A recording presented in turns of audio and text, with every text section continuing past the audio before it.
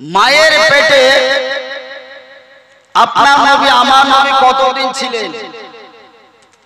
কোন ব্যক্তি বলতে পারবেন মায়ের পেটে কতদিন ছিলেন?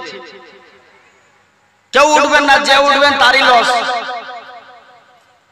তার কারণ কয়েকটা গুরুত্বপূর্ণ মশলা ইনশাআল্লাহ বলবো।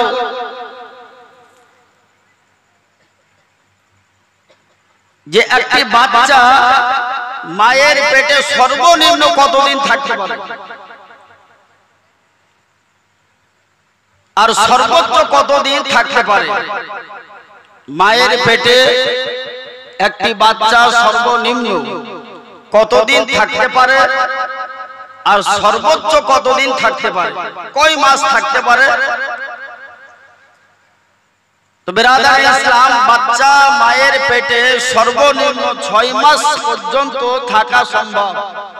নিম্ন এটা 6 মাসে যদি বাচ্চা প্রসব হয়ে যায় তো সাবেতুন নসল হোগা, অর্থাৎ ওই বাচ্চাটি তার পিতারই বলে গণ্য হবে 6 মাসের যদি হয়।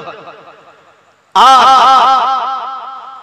6 যদি কম হয় সাবেতুন নসল नहीं होगा, অর্থাৎ তার পিতার সন্তান বলে গণ্য হবে না। নবী পাক সাল্লাল্লাহু তাআলা আলাইহি ওয়াসাল্লাম মায়ের পেটে কতদিন ছিলেন?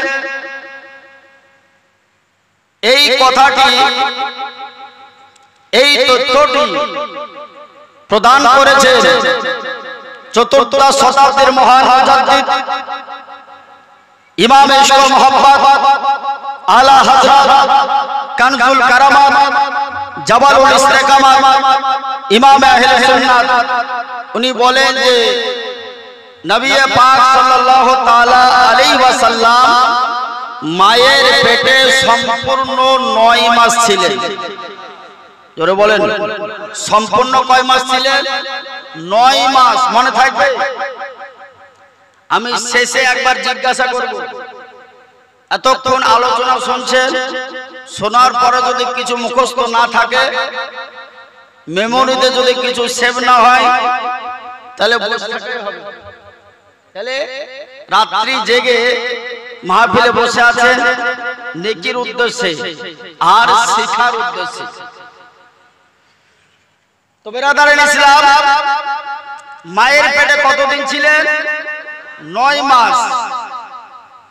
সর্বোচ্চ একটি বাচ্চা মায়ের পেটে কতদিন থাকতে পারে?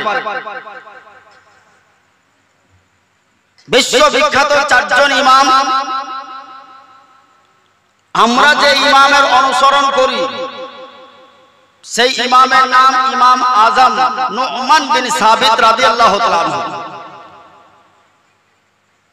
ইনি হলেন ইমামে আজম, অর্থাৎ 4 জন যে মুজতাহিদ ইমাম তাদের মধ্যে ইনি হলেন সর্বশ্রেষ্ঠ ইমাম, ইমামে আজম রাদিয়াল্লাহু তাআলা আনহু।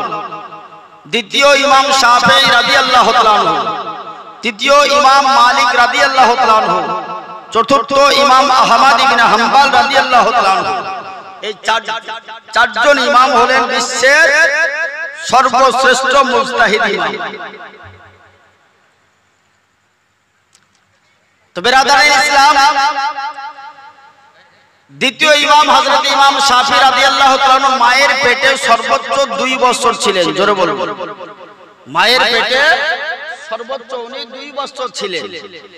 ইমাম আজম রাদিয়াল্লাহু তাআলা যেই দিন ইন্তেকাল করলেন সেই দিন হযরত ইমাম শাফিঈ রাদিয়াল্লাহু তাআলা পৃথিবীর বুকে আগমন করেছেন। অর্থাৎ ইমাম আজম রাদিয়াল্লাহু তাআলা বিশাল করলেন, ইন্তেকাল করলেন, আর ইমাম শাফিঈ রাদিয়াল্লাহু তাআলা উনি পৃথিবীর বুকে আসলেন। তাহলে সর্বোচ্চ 2 বছর ইমাম শাফিঈ রাদিয়াল্লাহু তাআলা মায়ের গর্ভে ছিলেন।